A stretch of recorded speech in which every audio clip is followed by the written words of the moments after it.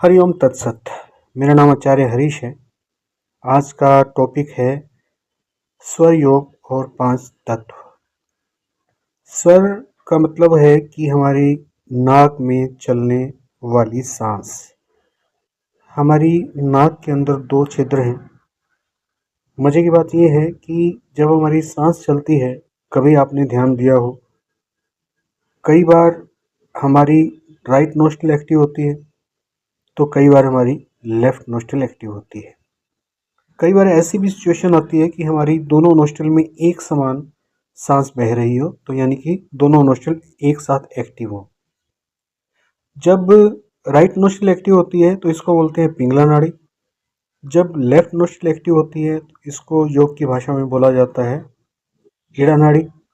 जब दोनों नोस्ट्रिल एक साथ एक्टिव होती हैं तो इनको योग की भाषा में बोला जाता है सुषुम्ना नाड़ी। यह जो स्वर योग है, यह भगवान शिव के द्वारा मां पार्वती को दिया गया था। आप देखिए कि कितना पुराना ये शास्त्र है और आज भी वैसा ही सटीक है और आसानी से समझ आ जाता है। हाँ, खाली तत्वों को जिनकी आज बात करनी है 5 तत्वों की, उनको समझने में थोड़ी सी समस्या आती है। 5 तत्व कैसे आपकी सांसों के अंदर पिरोए हुए हैं, यह बड़े कमाल की बात है। और किस तरीके से चमत्कारिक रूप से हमारे शास्त्रों में दिया हुआ है और वो शास्त्र आज भी उपलब्ध हैं, यह उससे भी अच्छी बात है। 5 तत्व जैसा कि आप जानते हैं, पृथ्वी, जल, अग्नि, वायु और आकाश। इन 5 तत्वों का समावेश होता है हमारी सांसों में। बीच में आपको एक बात और बता दूं कि हमारा स्वर विज्ञान पे एक ऑनलाइन कोर्स है। 4 ऑनलाइन कोर्स हैं, बेसिक से लेकर एडवांस लेवल तक। ऑनलाइन भी आप इस विद्या को हमसे संपर्क करके सीख सकते हैं।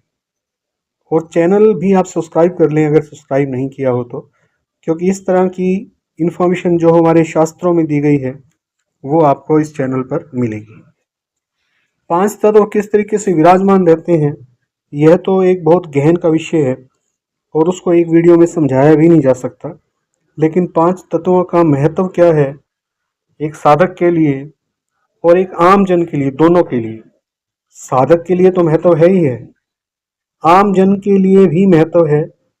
आप एक आम जिंदगी जी रहे हैं, आप सोचते हैं कि मुझे एक योगिक जिंदगी या एक साधु वाली जिंदगी या एक साधक वाली जिंदगी नहीं जीनी है, तो मेरे लिए स्वर विज्ञान और 5 तत्वों का क्या महत्व रहेगा वो मैं जानना चाहता हूँ।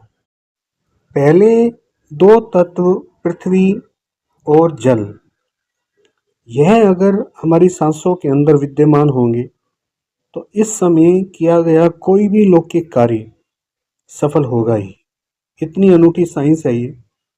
आपको पता चल जाएगा कि जो मैं कर रहा हूँ या जो मैं करना चाह रहा हूँ, यह कार्य सफल होगा भी या नहीं। यही तो हमारी जिंदगी का सबसे बड़ी प्रॉब्लम है कि हमें पता नहीं होता कि जो कार्य हम करना चाह रहे हैं या जा रहे हैं वो सफल होंगे या नहीं होंगे।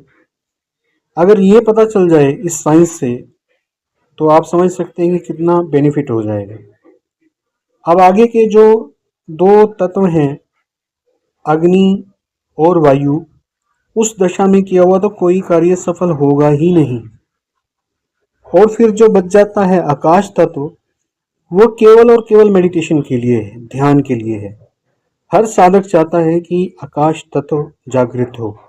एक बात और सबसे अनूठी है, आकाश तत्व में कुछ भी मांग लो, सुषुम्ना चल रही हो और आकाश तत्व चल रहा हो, कुछ भी मांग लो मिलता है। ये सबसे बड़े कमाल की बात है इस साइंस की। तो इस प्रकार से 5 तत्व और 3 नाड़ियां मिलकर एक ऐसी साइंस हमें देती हैं जो भगवान शिव के द्वारा दी गई थी।